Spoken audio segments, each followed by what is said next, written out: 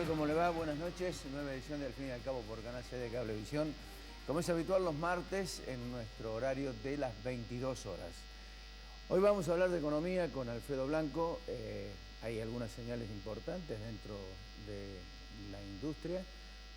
Hay de alguna manera una especie de reactivación, pero la pregunta es reactivación e inflación. ¿Vienen de alguna manera en conjunto de cara al futuro o no? Eso lo va a analizar Alfredo.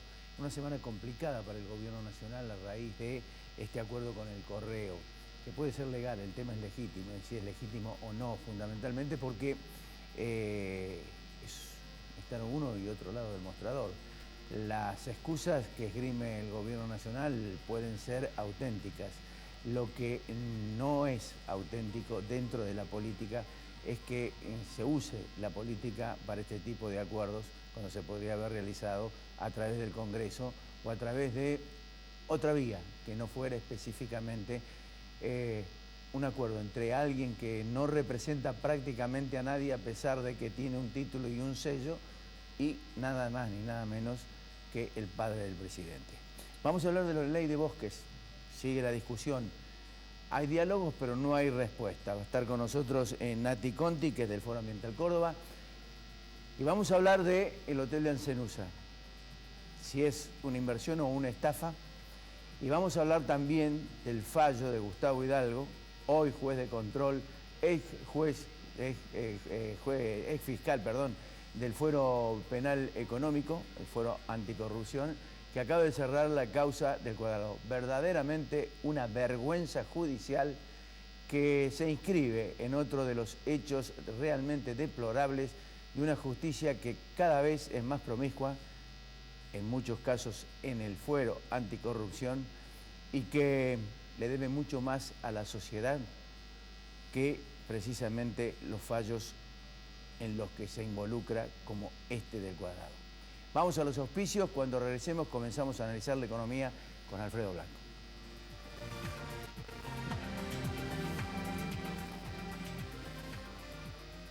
Pueblo Santo Resto Bar. OSDOP, la obra social del docente privado. Colector, junto a Rentas, trabajando por el futuro de los cordobeses. Inversia. Cooperativa Horizonte. El Consejo de Ciencias Económicas. Red de concesionarios Pauni Sanelo. Estudio Jurídico Nagi. Cotreco. Universidad Tecnológica Nacional Regional Córdoba. Fabicur ICSA. Instituto Uldon. Si todavía no tenés tu cordobesa, solicitala ya en nuestras sucursales. Municipalidad de la Ciudad de Córdoba. La Muni. Centro Robles. Marco Aurelio Sosa. Instituto San Agustín. CIAFA. IMIX. Aberturas Urbantec. Novar. La Anastasia. Doctora Elvia Guzmán. Reina Hada Peluquería.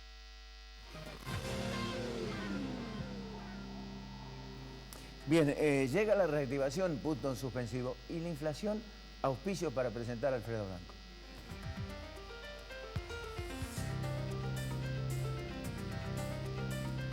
La calidad, nuestra pasión. La satisfacción del cliente, nuestra obsesión. En Fabicur ICSA hacemos la vida más segura. www.fabicur.com.ar. Marco Aurelio Sosa, 58 años liderando en caños de acero. www.marcoaureliososa.com.ar. Cordobesa, cordobesa, como quiero a mi tarjeta cordobesa. Cordobesa, cordobesa, cordobesa, la más linda cordobesa. Mi tarjeta cordobesa. La cordobesa más linda hace que tu verano sea un festival. También en el súper. Con cordobesa en 3 cuotas todos los días en todos los súper. Informate en www.bancor.com.ar. Mi tarjeta cordobesa. La Municipalidad de Córdoba informa que debemos extremar los cuidados para evitar picaduras de alacranes. Los alacranes peligrosos son de color marrón claro o amarillo, con rayas oscuras en el lomo. Tienen pinzas alargadas y un aguijón con púa en la cola. Los alacranes que no son peligrosos Tienen lomo oscuro de color parejo, pinzas más chicas y redondeadas y en la cola solo un aguijón.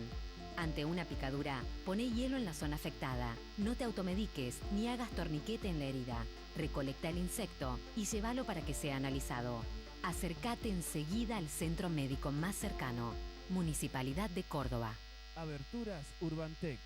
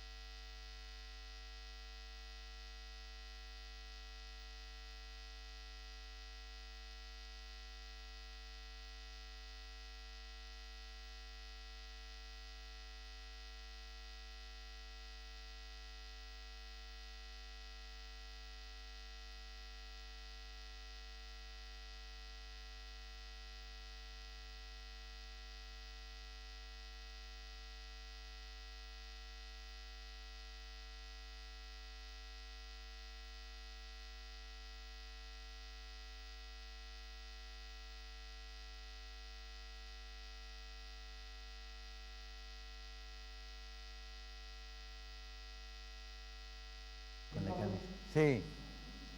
¿Estamos? Disculpame, tuve un problema de grabación porque estaba viendo el precio. Escúchame, vamos a tirar tus auspicios. Sí. Volvemos y volver a pedir los auspicios de Richard de Alfredo. Bueno, vamos. Disculpe. Por favor.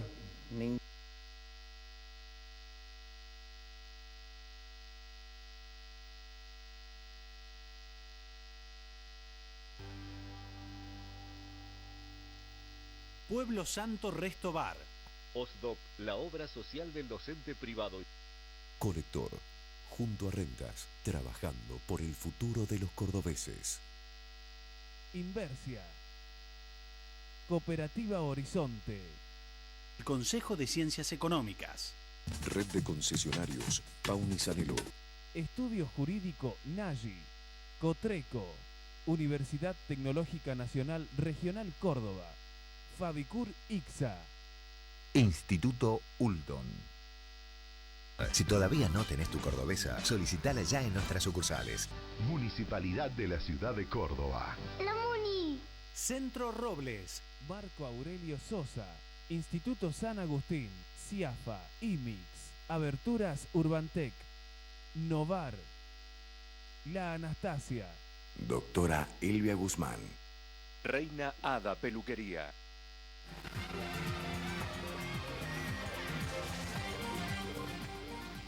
Reactivación, puntos suspensivos e inflación. Alfredo Blanco lo analiza luego de los auspicios.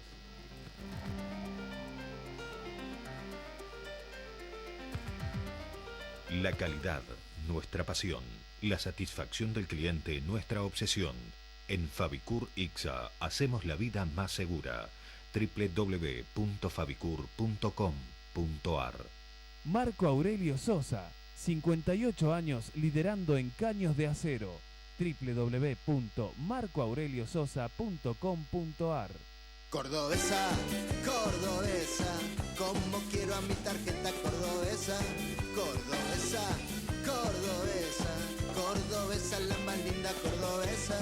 Mi tarjeta cordobesa. La cordobesa más linda hace que tu verano sea un festival. También en el súper. Con cordobesa en 3 cuotas todos los días en todos los súper. Informate en www.bancor.com.ar. Mi tarjeta cordobesa.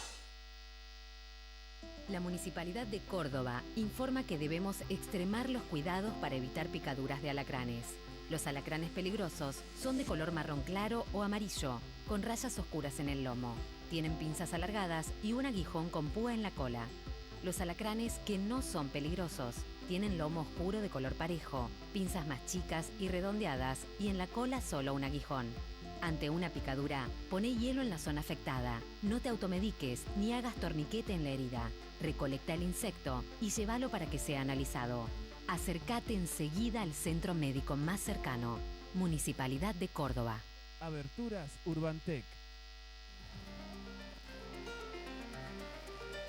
Bien, Alfredo, ¿cómo estamos? ¿Qué tal? ¿Cómo estás, ¿Qué tal? Ricardo? Bueno, decías recién que se advierten en algunos sectores, ya lo hemos dicho en otros programas, como una especie de recuperación del nivel de actividad. Sí. Ahora, también existen algunas preocupaciones respecto de qué ocurre con los precios, qué sucede con la tasa de inflación, si se va a consolidar la reducción o no. Vamos a hablar de esos dos temas. Le voy a pedir al director que nos coloque una imagen para plantearnos, por un lado, el tema de la recuperación, es realmente qué es lo que ocurre con el nivel de actividad, y por otro lado, qué es lo que sucede con la inflación.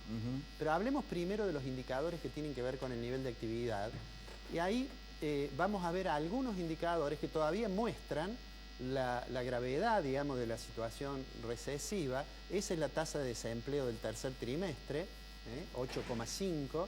No se puede comparar con datos anteriores porque, recordarás, el INDEC no publicó más los datos de desempleo, pero digamos que 8,5 es una tasa alta y existen alguna información de que esa tasa en la próxima información, cuando salga la próxima información de INDEC, va a mostrar quizás alguna reducción.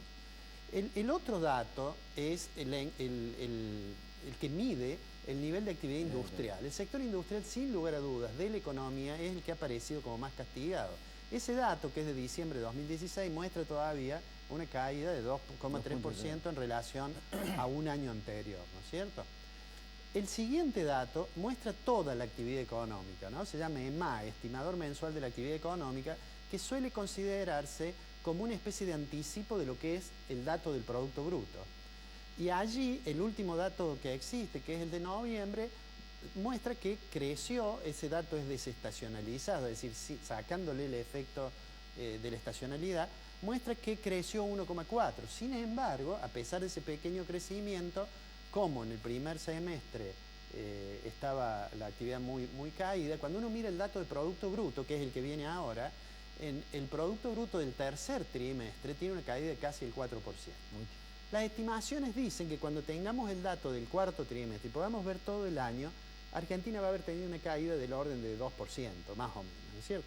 Es decir, que si uno mira hasta allí, claramente, el año fue, lo hemos dicho en algún programa pasado, fue un año en el cual no se cumplió para nada la previsión que tenía el gobierno de que el segundo semestre iba a reactivarse, ¿no es cierto? Entre las razones por las cuales no ocurrió, bueno, yo le di un espacio importante a la política monetaria, a la política de tasa de interés que siguió el Banco Central, preocupado por la inflación.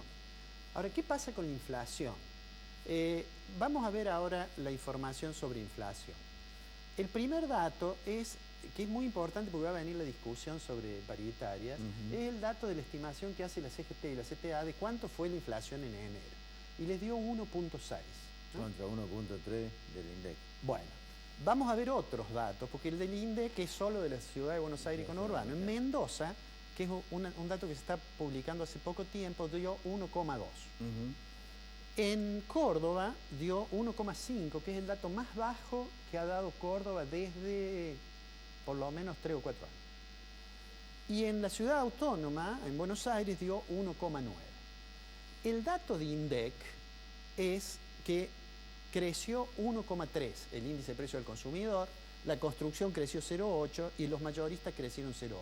Digamos, estos datos son, yo diría, relativamente alentadores. Tenemos por un lado la situación como estaba a nivel de actividad y por otro lado que la tasa de inflación da la impresión de que consolida su reducción. Pero veamos la información siguiente. Esa es la inflación esperada según un radar de expectativas de mercado que publica el Banco Central. Digamos, eso que vos ves con líneas gris, después azul y en el medio roja, digamos, son, según uno tome, el rango de variación de las expectativas, ¿no? Si te fijas allí, le voy a pedir que volvamos al otro. Si te fijas en este dato, vas a ver que la tasa de inflación esperada parecería estacionarse a nivel de 1,5 a partir de mayo. Y eso claramente está por encima de la meta. Porque la meta del central la vamos a poner entre 2 y 17. Y la presupuestaria es 17. Y si uno toma esa, estamos en el 20, digamos, ¿cierto? O sea que allí muchos de los analistas privados están hablando. Muchos analistas hablan del 20, ¿no es cierto? Bueno, pero ese es el dato, digamos, uno podría decir que el Banco Central es probable que teniendo 1,3 en enero, si llega a consolidar un número que esté en ese orden, es probable que llegue cerca de la meta del 17, ¿no? Claro. El cuadro que recién aparecía, que lo vamos a mostrar, tiene que ver con el nivel de actividad, para saber cómo va a seguir la actividad. Este índice es un índice que calcula la Universidad de Itela, se llama índice líder, que es un conjunto de índices y que trata de anticipar lo que va a dar el estimador de la actividad económica. Ese estimador que llamamos EMAE, trata de adelantarlo este índice. Si uno mira este índice, si te fijas aquí, que es lo que corresponde a este año, claro, allí nosotros tenemos, ¿ves? Hay como un repunte del índice, ligero, pero que muestra, que da la impresión que se está esperando... Pero en el tercer trimestre. Que se está esperando, sí, para fines del segundo trimestre, según fines del segundo. Se está esperando una mejoría. ¿Por qué este índice es importante? Para medir el nivel de actividad o para anticipar el nivel de actividad, por lo que vamos a ver en el otro cuadro. En el otro cuadro, el siguiente, vamos a ver, eso que vos ves en rojo es el comportamiento que ha tenido el índice líder históricamente. Y el que ves en verde es el comportamiento que ha tenido el nivel de actividad. ¿No? Es que prácticamente copia el mismo comportamiento. Y acá, en este punto, que era igual que el anterior, se ve que nuevamente, así como el EMAE viene subiendo, que la tendencia sigue. ¿Qué es lo que podría decir uno? Bueno, uno podría decir, da la impresión de que el segundo semestre de 2016, que no llegó nunca, el gobierno decía el segundo semestre, da la impresión que es probable que lo veamos en el segundo trimestre de este año. Eso es un dato alentador. Ahora, ¿qué cosas atentan contra eso y contra que la inflación se consolide, una tendencia a la baja? Entre muchas razones, hay al menos 4 que habría que estar siguiendo ahora. Uno es que tenemos ya un reajuste de tarifas desdoblado que en algún momento va a impactar, por lo cual deberíamos esperar que febrero y marzo y probablemente abril dé un índice que esté por encima del 1,3 de enero. En segundo lugar, porque está la discusión de paritarias, en la cual ya se advierte la tensión del gobierno que dice y trata de dar la señal a través de la provincia de Buenos Aires, de decir, bueno, no vamos a ir más allá del 18%. Pero lo ajustamos cada trimestre. Y ponemos una cláusula gatillo. Claro. Está tratando de ver si logra que no haya un aumento demasiado grande en la... El tercer punto es de estacionalidad. En el mes vamos a ver seguramente que va a haber aumento de uno de los rubros que tiene que ver con el inicio de clases, el cambio de temporada, etcétera. Eso va a impactar. Y la última cuestión, que son las cuestiones fiscales, que son importantes por el hecho de que el gobierno tiene una situación muy complicada con el tipo de cambio. El tipo de cambio se atrasa, es decir, el dólar se hace barato, y es muy difícil digamos, el gobierno no interviene, pero si quisiera intervenir es muy difícil Porque en realidad, si el gobierno comprara dólares, estaría aumentando la cantidad de dinero en la economía. Claro. Y aumentar la cantidad de dinero en la economía lo obligaría a tomar dinero remunerado, que es el procedimiento que se utiliza con los pases y con las LEVAC, y eso genera un déficit cuasi fiscal, ¿no? Digo, a manera de síntesis de esto que dijimos, da la impresión que la tasa de inflación se va a mantener, digamos, entre el 1,3 y el 1,5, el 1,7, dependiendo del mes. Eso no va a llegar a la meta del 17 probablemente. La economía se va a recuperar, pero mucho menos de lo que el gobierno aspiraba que ocurriera en el segundo semestre del 17. Y además podríamos agregar, no hemos mostrado esos datos, pero podríamos agregar que esa recuperación tiene un grado de heterogeneidad muy grande. Hay sectores que muestran un comportamiento muy bueno y hay otros sectores que están realmente muy complicados. Por ejemplo, metalmecánica. Hemos hecho abstracción acá, y con esto termino, de las cuestiones políticas que influyen sobre la economía y de los errores políticos y de las torpezas que quiebran expectativas a veces favorables y que terminan repercutiendo, así como la economía repercute en la política influye sobre la economía. Alfredo, ¿nos encontramos la semana que viene? Nos vemos la semana que viene. Cuando regresemos, Aurelio García del Orrio, Liliana Montero, Aurelio García del Orrio. Ya volvemos.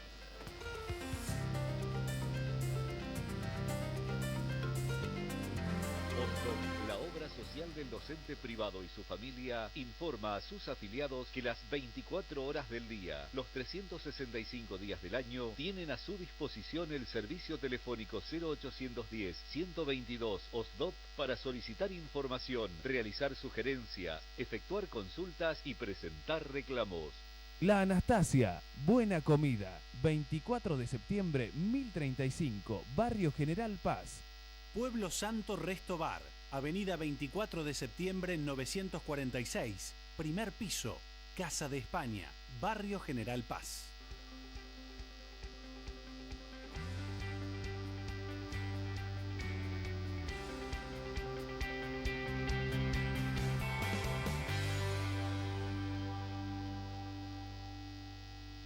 Cordobesa, cordobesa, como quiero a mi tarjeta cordobesa, cordobesa, cordobesa, cordobesa, la más linda cordobesa.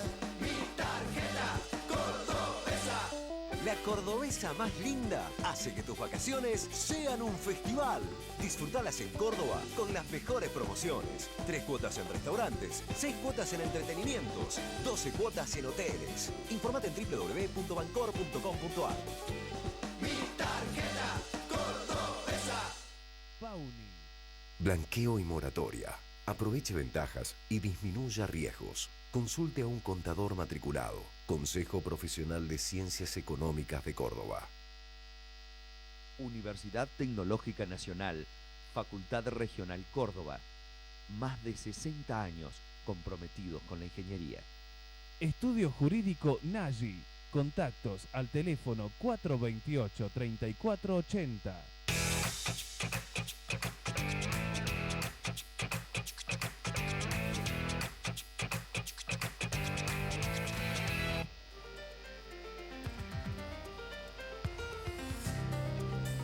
Dos episodios se enmarcan hoy en la política cordobesa. Está rodeada de hechos de presunta corrupción. Uno es el Hotel en Cenusa y otro este desvergonzado fallo del ex fiscal anticorrupción Gustavo Hidalgo, donde cerró definitivamente la causa del Cuadrado. Hemos invitado para charlar sobre este tema a Liliana Montero, legisladora de Córdoba Podemos, y al doctor Aurelio García del Orrio de la Unión Vecinal.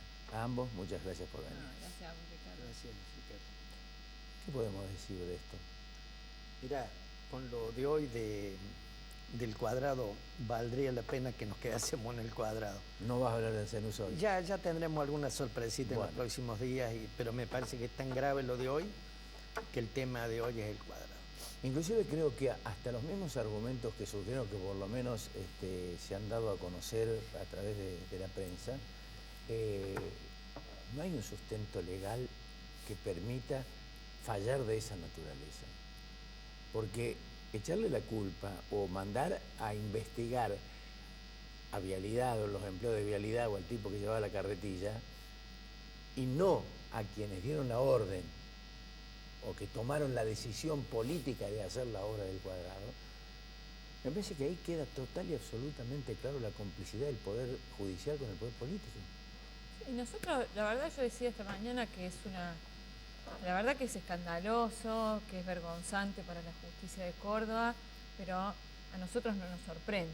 O sea, creo que ni Aurelio, ni yo, ni vos, que hemos compartido otras instancias, nos sorprende la resolución de Hidalgo. Lo que nos sorprende es no habernos enterado antes, en todo caso, lo cual quiere decir que, bueno, que ha operado un fuerte cerrojo mediático, manejado acá por un conocido de Aurelio en la Fiscalía General, que ha impedido que esto trascendiera, cuando estas resoluciones deben ser públicas, ¿no? Este es el primer punto.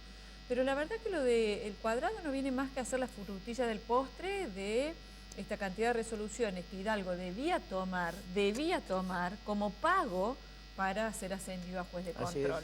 Entonces, la verdad que no nos sorprende, creo que es una vergüenza para los cordobeses la plata que llevamos gastada allí, y además es una vergüenza porque hay un costo que no se está diciendo, que es el costo ambiental que tiene el Cuadrado, ¿no? Al haber sido mal trazado, al haber hecho una obra que no correspondía. Bueno, me parece que la verdad que, digo yo, es una tristeza más para los cordobeses hoy. ¿Aurelio? Sí, es cierto que es una tristeza, pero también yo veo la luz al final del túnel, porque, digamos, esto del Cuadrado es una prueba del nivel de la corrupción que existe en la provincia de Córdoba y su complicidad con el Poder Judicial. Fíjese, la empresa que hace la obra es una empresa de Horacio Miró. Horacio Miró, según Karsten, el dueño de Collector, Horacio Miró tiene una relación de sociedad con De la Sota, porque eso lo dice el propio Karsten. Sí. Entonces, ¿qué hacía Horacio Miró a través de la empresa Brito haciendo el camino al Cuadrado? Empecemos por ahí. Que haya sido esa empresa justifica que hayan hecho lo que hicieron. Y entre las cosas que hicieron era que ese camino tenía que salir por el norte, bajar por el norte a la falda, y terminó en los pagos de Don Caserio en el sur, en Valle Hermoso. No sé si me explico. Sí. Y un ingeniero, yo me acuerdo un ingeniero que hizo la obra de la empresa Brito, me dijo, bueno, doctor, una cuestión política. Había que bajarla por ahí. Bueno, pero ahí estaba la falla de Punilla. ¿Cómo no se dieron cuenta que eso no se podía hacer? Entonces, queda en manifiesto que era una empresa del poder, que hicieron las cosas como tuvieron gana porque era la empresa del poder, y en definitiva, total, iban a ser investigados ¿por quién? Iban a ser investigados por un fiscal anticorrupción, que ese invento de la Sota, ese forúnculo que le crearon al Poder Judicial, ¿me explico? Para, de alguna forma, que fuera el embudo de todos los temas anticorrupción, por este hombre que le pagaron con el ascenso, en fin.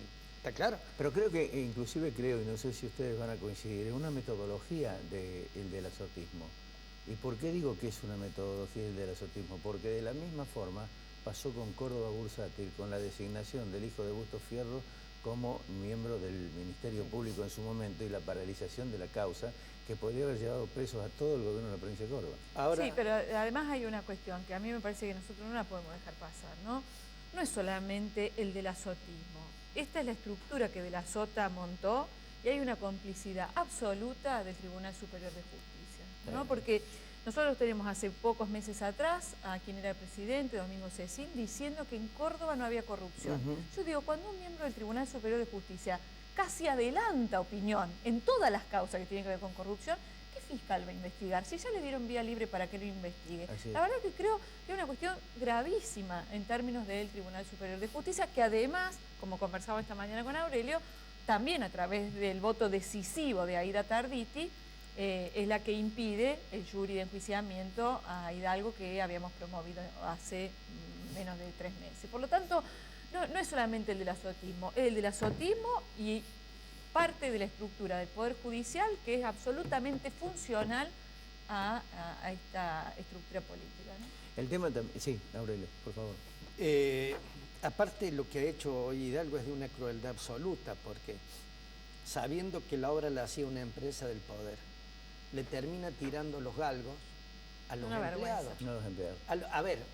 A los empleados, cuando todo el mundo sabe que una de las estrategias del gobierno de Unión por Córdoba para afinar todo el sistema de corrupción con la obra pública fue desmantelar todas las oficinas correspondientes, porque si vos le vas quitando los controles técnicos, entonces, usted no quiere colaborar con la nueva forma de trabajar, usted al costado, no sé si me explico. Entonces, sí, totalmente. le dejaron el camino libre para que hicieran este destrozo. Y ahora parece que los responsables van a terminar siendo los técnicos de la provincia y no quienes tomaban las decisiones políticas, según lo que habría resuelto este hombre.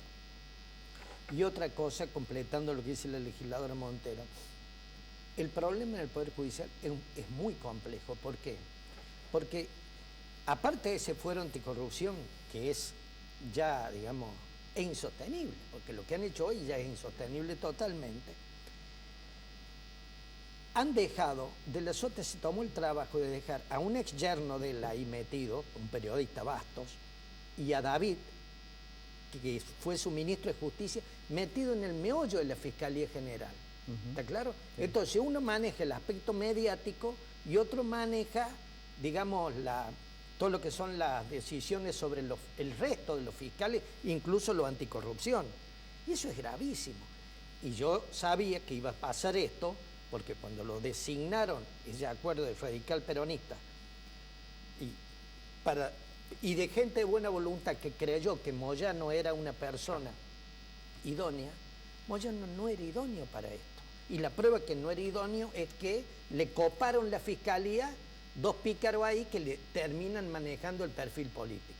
Ahora, el Superior Tribunal de Justicia de Córdoba no sabe lo que está pasando en la Fiscalía General. No lo puede ignorar. No sabe lo que está pasando en el Fuero Anticorrupción. Tampoco lo puede ignorar. No saben que Tarditi es la que dio el voto decisivo para que lo zafara del jury que le habíamos hecho Hidalgo y se le abriera el camino para el ascenso votado entre Unión por Córdoba y el mestrismo, porque en definitiva el tema este de Unión de Hidalgo, este fuero anticorrupción, este espacio de amigos le servía a uno y a otro. Y a otro. Así es, a unos y a otros, vergonzosamente a unos y a otros. A mí me preocupan las causas que eventualmente surjan. ¿A dónde las van a llevar? No, es que no hay dónde llevarlas. Mira, nosotros tenemos, no hay, digo, esto también, hoy tuvimos una charla larga, ¿no? Con Aurelio sobre qué hacer con esto. Pero ¿no sentís la frustración? No, sentís la impotencia como ciudadano, como representante del pueblo, de decir, a ver, ¿cómo hacemos nosotros para garantizar transparencia en una provincia que está vallada de este modo? Bueno, la semana pasada nos fuimos a Buenos Aires a pegar un salto, digamos, en términos de lo de Odebrecht y demás, pero la verdad es que lo que genera es mucha impotencia, ¿no? Porque impotencia de pensar que los ciudadanos de a pie están más indefensos que nosotros, porque nosotros podemos de todos modos sentarnos, hablar, digo, algunos colegas tuyos han sido querellados por hablar de cuestiones que al poder no le gusta. Pero fíjate vos, ¿cómo va a seguir? Va a seguir lo mismo. Entra un pliego para nombrar un reemplazante, así se llama, Aurelio, un reemplazante, porque todavía no han concursado, del fuero, el que dejó Hidalgo, la fiscalía que dejó Hidalgo, ¿no? A ese tipo lo van a poner en una condición absolutamente precaria porque no han llamado a concurso, ¿sí? Lo quieren poner, el oficialismo firmó despacho, Pablo Chacón, ¿sí? ¿Chacón es? No, Pablo, no, Camacho, perdón. Chacón es el de lo... Bueno, pero imagínate vos que no han llamado a concurso, lo van a designar provisoriamente. 2 años tienen de plazo para que esté provisoriamente, más 1 año si sobre la fecha empiezan a llamar a concurso. Por lo tanto, van a poner un tipo en una precariedad absoluta para que los investigue a quienes después le tienen que prestar acuerdos. ¿Vos me querés decir cuál es la facultad que ese tipo, cuál es la independencia que ese hombre puede tener en esa fiscalía? No hay forma, no hay vuelta de hoja. Este fuero no hay vuelta de hoja. Yo creo que cuando le dieron el aval a este hombre, lo votaron para ser fiscal anticorrupción, juez anticorrupción, yo le dije en el recinto, este hombre será fiscal anticorrupción, pero el fuero está muerto, porque cada vez le piden más a ese fuero, en la medida que nosotros estemos activos y estemos... Claro. Por eso yo soy optimista, porque en la medida que nosotros nos quedemos quietos, el negocio funciona completo. Pero si nosotros nos mantenemos activos y vamos, está bien, nos frustraremos porque ya sabemos la respuesta, pero cada vez le piden más al Poder Judicial. cada vez lo hacen, digamos, cada vez lo ridiculizan más. ¿Y cuál es el sentido final? De última, que llegue un momento que eso caiga como pera madura, es decir, cada día le piden una prueba de amor, como yo digo, de impunidad. Entonces, el Poder Judicial no estaba acostumbrado, por lo que sea, no estaba acostumbrado a tener que darle al gobierno de Unión por Córdoba tantas pruebas de amor, ¿está claro? Y ahora se la tiene que dar una por semana. Pero hay otro hecho también que, por lo menos te eriza la piel, o te deja azorado por los argumentos. Hidalgo dice que el costo era 40 y se gastaron 100. Por los errores de planificación. Ahora, el tema es, si existieron errores de planificación y se gastó, ¿por qué no buscó los responsables? Porque la sociedad, usted señora, usted señor que está mirando este programa, y estos legisladores que han ido representándolo a usted a pedirle que aclaren la situación, ha pagado 60 millones de pesos más. Fíjese. Entre tantos millones de pesos que se van a pagar por las altas cumbres para terminar y todo lo demás. En diciembre del año pasado. Por la terminal, por el faro, por las altas cumbres, por el cuadrado, por Ancenusa, digo, si empezamos a sumar... En diciembre del año pasado contestó un pedido de la Dirección de Vialidad.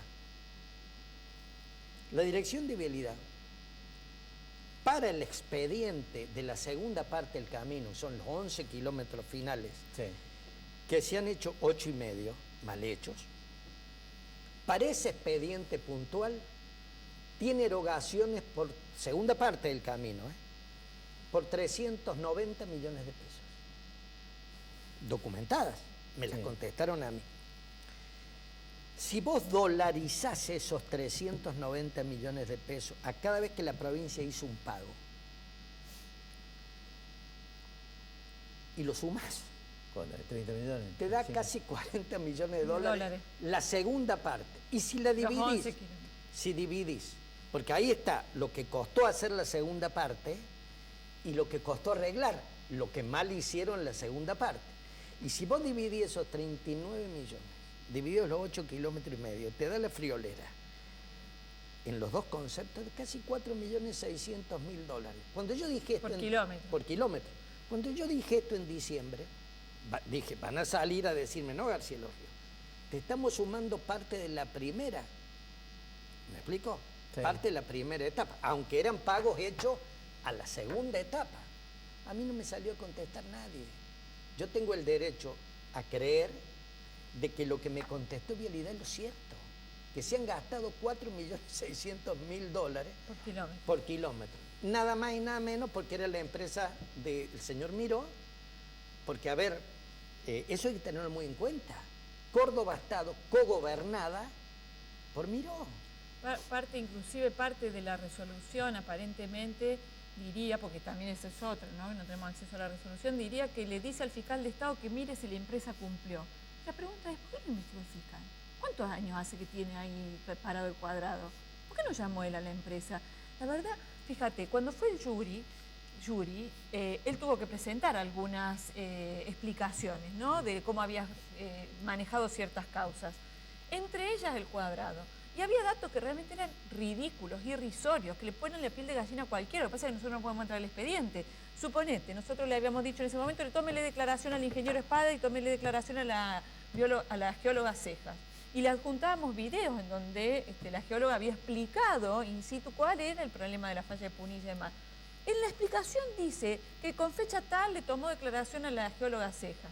10 de octubre, suponete, estoy poniendo una fecha aleatoria. Y resulta que el video que le habíamos dicho lo vio 5 o 6 días después, o 3 días después, o 2 días después. Lo que quiero decir es que le preguntó a Cejas si no había visto lo que la geóloga había declarado. Una cosa, así está lleno el expediente. Ese, como todos los expedientes que pasan por... ¿Hay alguna posibilidad para poder...? Sí, te digo lo siguiente. ¿Instancia, nueva instancia? Sí. Lo que ha hecho Unión por Córdoba en un gobierno prolongado, sobre todo en el área de la obra pública, es ir dinamitando todos los sistemas de control.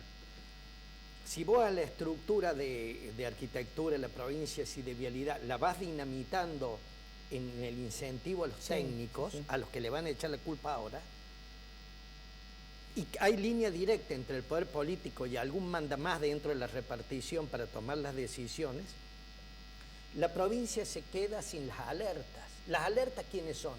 Los técnicos que van, dictaminan, dicen guarda acá, guarda acá, guarda. En ambiente, que vas a tratar en el próximo bloque, en ambiente, en el Ministerio de la Secretaría de Ambiente pasó exactamente lo mismo. Los técnicos que desde el año 2008, 2009 venían haciendo los controles, venían diciendo cuáles eran los campos que estaban en infracción, venían poniendo multas importantes de 3 o 4 millones, después les llegaban los expedientes con que las multas se las habían bajado a 300, 400 mil pesos y en cuota. Esos técnicos fueron todos, esta mañana tuve una reunión con varios de ellos, todos sacados de un plumazo de la Secretaría de Ambiente. Eso mismo han hecho en todos lados. Así es. Le han destruido al Estado toda la estructura de control. Y entonces eso permite cosas como esta. Muchísimas gracias, ambos. No, gracias. Un detalle. A raíz de los técnicos, alguien me dijo cuando compartíamos la banca que precisamente uno de los órganos que habían disuelto había sido el de licitaciones. Es decir, no se licitaba más. La obra se arreglaba. Bueno, ¿cuánto querés para esta obra? 200 millones o 250. Sí, así es. 250. El modelo de la lotería en Enseñanza, el mismo modelo que usaron. Aurelio, Liliana, gracias. No, muchas gracias. Cuando regresemos con Nati y con ti, analizamos el tema de la ley de Bosco. Ya volvemos.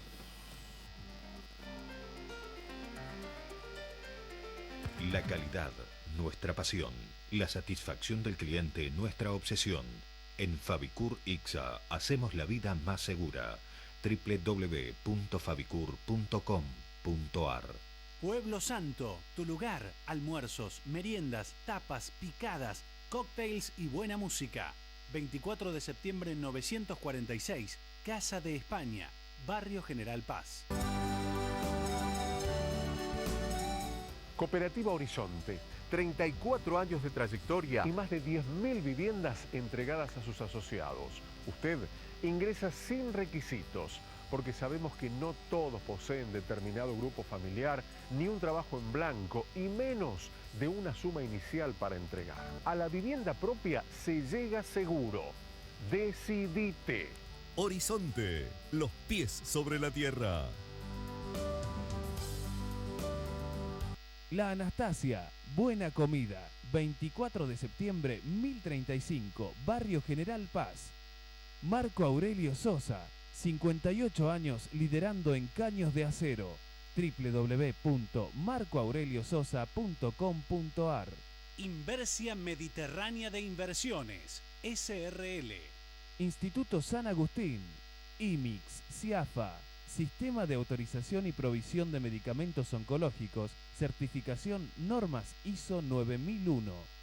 La Municipalidad de Córdoba informa que debemos extremar los cuidados para evitar picaduras de alacranes. Los alacranes peligrosos son de color marrón claro o amarillo, con rayas oscuras en el lomo. Tienen pinzas alargadas y un aguijón con púa en la cola. Los alacranes que no son peligrosos tienen lomo oscuro de color parejo, pinzas más chicas y redondeadas y en la cola solo un aguijón. Ante una picadura, poné hielo en la zona afectada. No te automediques ni hagas torniquete en la herida. Recolecta el insecto y llévalo para que sea analizado. Acércate enseguida al centro médico más cercano. Municipalidad de Córdoba. Colector, junto a Rentas, trabajando por el futuro de los cordobeses. Aberturas Urbantec, tecnología alemana, producción argentina. www.urbantec.com.ar. Centro Tomografía Computada Córdoba Sociedad Anónima. Instituto Ulton, líder en diagnóstico por imágenes. Primer instituto de cirugía ambulatoria mínimamente invasiva del interior del país. Avenida Vélez Arfiel 562, Córdoba, Argentina. Teléfono 0351 426 7700.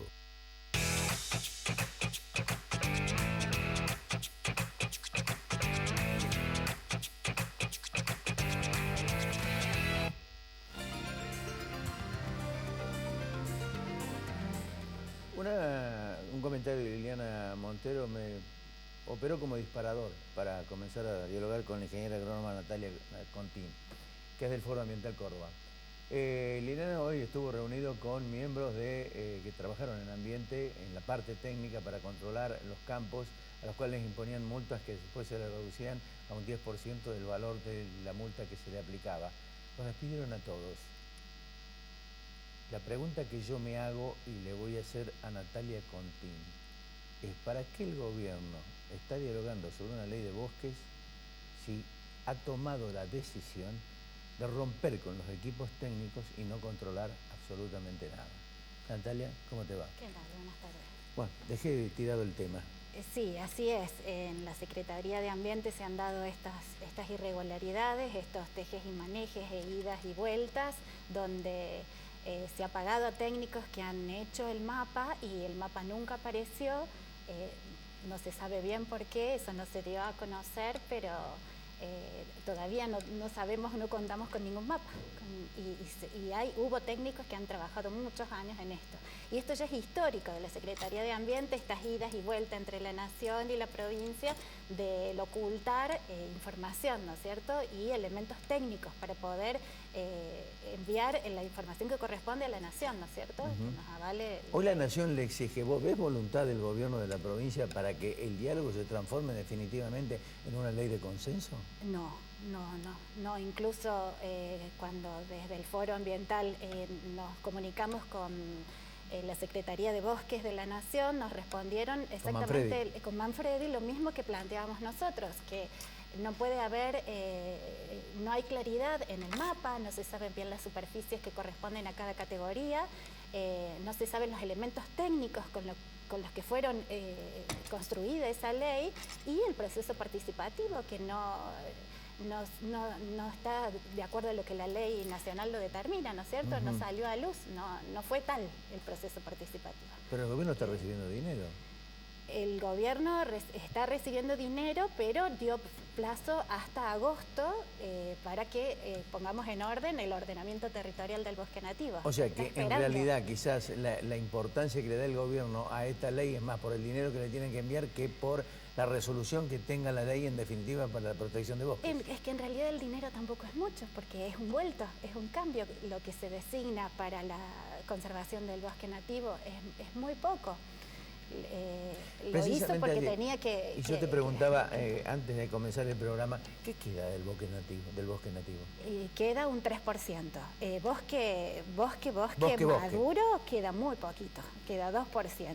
Y en ese 3% entra algo de matorrales, que es lo que está en discusión con los ruralistas, ¿no? Que ellos plantean que ese matorral está degradado, que es mejor intervenirlo que no, y los que estamos en favor de la preservación del ambiente nos basamos con elementos científicos que ese bosque sí se va a recuperar, que si lo intervenimos no va a cumplir con los servicios ambientales, ¿no es cierto?, que el bosque brinda, que hay que dejarlo.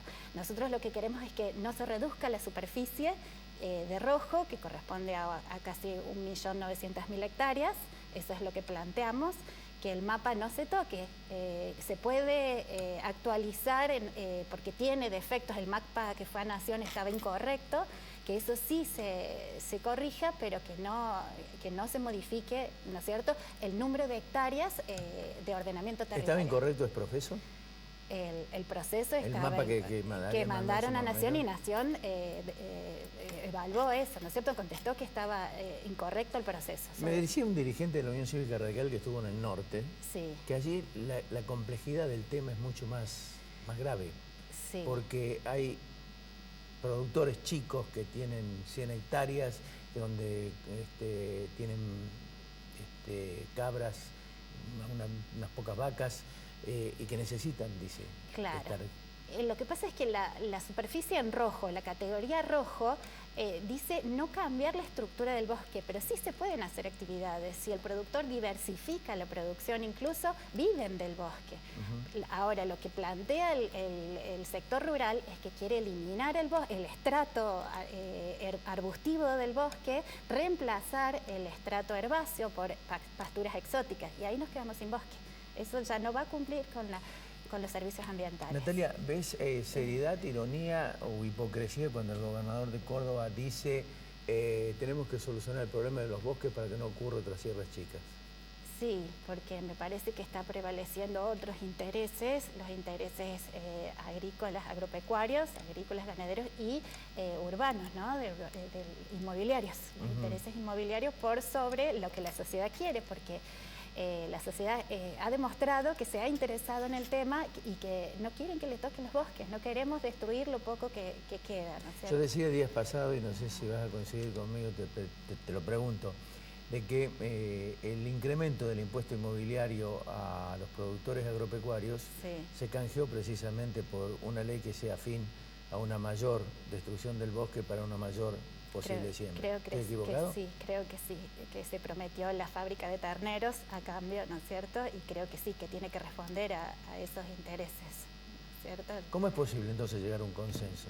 Dice, el gobierno provincial está diciendo en este momento, si no hay consenso, no hay ley. Me parece que no busca el consenso para que no haya ley. Claro, y bueno, un consenso, lo que pasa es que tiene que ser un consenso en la sociedad, no dentro de la legislatura para que se apruebe la ley, ¿no es cierto? Claro. La sociedad no quiere que los bosques se toquen y el productor rural quiere intervenir en los bosques. Es una situación muy difícil, porque no estamos hablando de toda la provincia, de las 16 millones de hectáreas que tiene la provincia, estamos hablando del 3% nada más, ¿no? Me parece que ya se le dedicó demasiado superficie a la agricultura para que rescindamos, tengamos que sacrificar los bosques, ¿no es cierto? ¿Vos creés que en estos 20 años de Unión por Córdoba se ha ido dilatando todos los procesos merced a un acuerdo entre productores agropecuarios y el gobierno de la provincia para que especular precisamente con esto? Sí, creo que sí. Sí, se ha ido dilatando, ha habido estos tejes y manejes que hablamos al principio, porque hay intereses por detrás, ¿no es cierto? También los inmobiliarios, que son bastante poderosos. Sí, totalmente. ¿No? Y bueno, totalmente. Después contaba yo lo de Villa Silvina. Exacto, lo que pasa en Sierras Chicas, y vemos las consecuencias, la gente es la que ve las consecuencias. Y creo que la sociedad está bastante madura, estamos aprendiendo a vivir en democracia, porque lo que pasó el 28 de diciembre, que la gente salió a la calle, que no éramos 300 personas, fueron más de 10.000 personas, y que frenó que se apruebe la ley ahí sin conocer el bosque y sin haber cumplido con el proceso participativo de la ley. Creo que fue una prueba de que estamos aprendiendo que la gente quiere conservar el bosque, ¿no? Y por el bien de todos, por un bien social, comunitario. Natalia, te agradezco mucho. Vamos a seguir con esto porque me he propuesto firmemente en traer protagonistas para que vayan explicando, para ver si, pues yo te decía, si la sociedad no toma conciencia de esto, me parece que son los esfuerzos inútiles. Sí, tal cual. Entonces, pero tengo esperanza que sí. Tenemos que buscar de que la sociedad tome conciencia del daño que se le ha provocado durante estos últimos 20 años y lo que puede sobrevenir sobre ese daño en catástrofes climáticas. Exactamente, y sobre todo por la responsabilidad que tenemos a las generaciones futuras, ¿no sé? Nati, gracias por venir. Por favor, muchas gracias. Ya volvemos.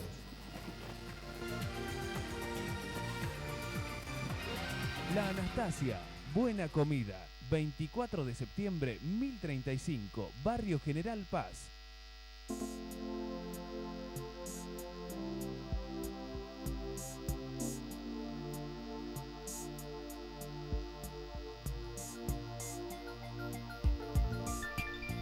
Hay un antes y un después en tu manera de ver las cosas. Descubrí tu mirada en High Definition. Novar. Ver mejor es posible. Pueblo Santo, tu lugar. Almuerzos, meriendas, tapas, picadas, cócteles y buena música. 24 de septiembre 946, Casa de España, Barrio General Paz. Reina Hada Peluquería. Uriel Gacero, fisioterapeuta, kinesiólogo. Centro Robles, un centro integral de diagnóstico cardiológico no invasivo. La Rañaga 94, segundo piso, 0351-460-1400 o 460-1700. Taller Alam, chapa y pintura, automóviles nacionales e importados. Mariano Benítez, 1794. Teléfono 474-1330. Doctora Elvia Guzmán, Derecho Previsional. Teléfonos 153-1470-00.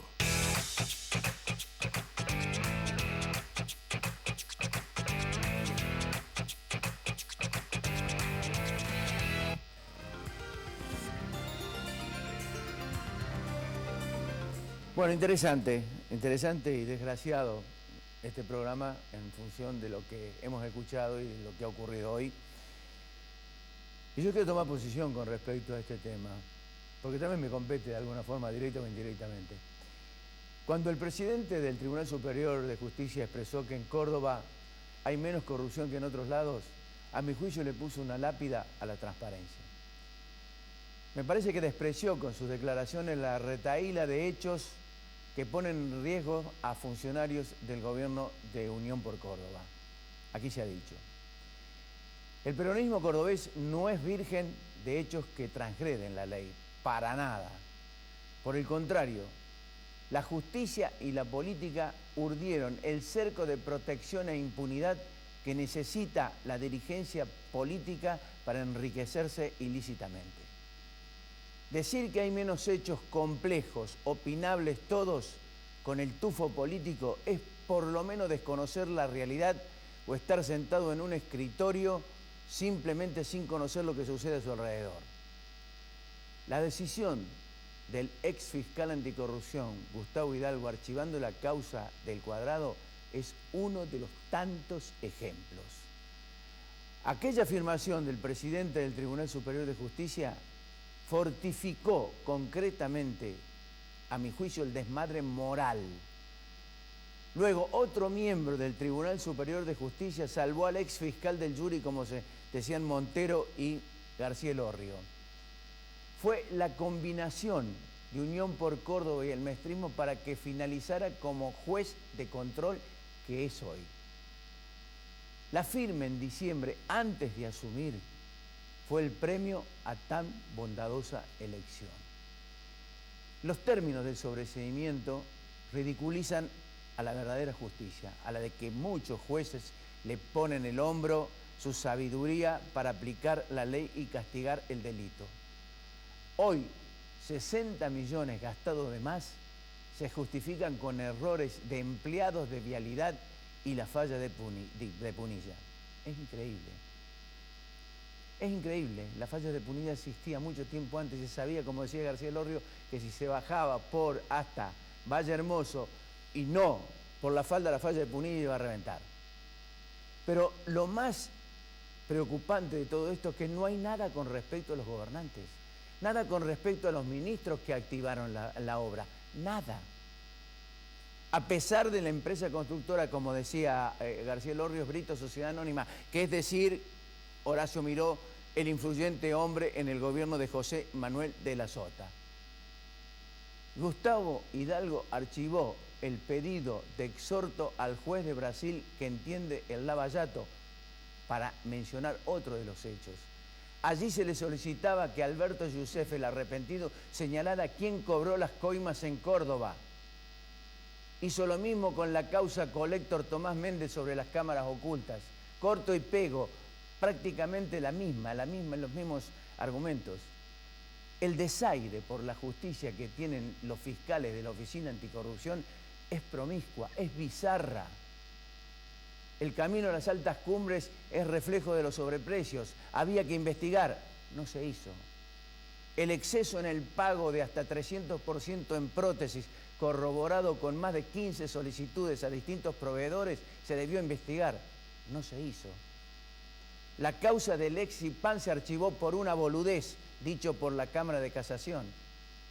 Los gasoductos tienen una historia, su historia, y un muerto y un nuevo capítulo con Odebrecht, que repartió coimas por toda América, menos en Córdoba, según la justicia penal anticorrupción.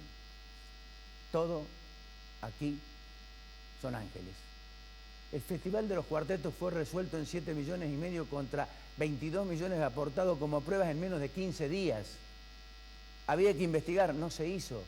La Terminal 2 y sus efectos también había que investigarlo, no se hizo.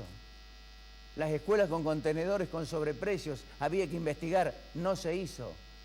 El hotel de Ancenusa fue y es un escándalo descomunal. Destapado en octubre de 2015 hasta hoy, no hay resolución sobre el tema. La investigación que se realiza sobre la documentación que decidió entregar Lotería de Córdoba es la única que hay.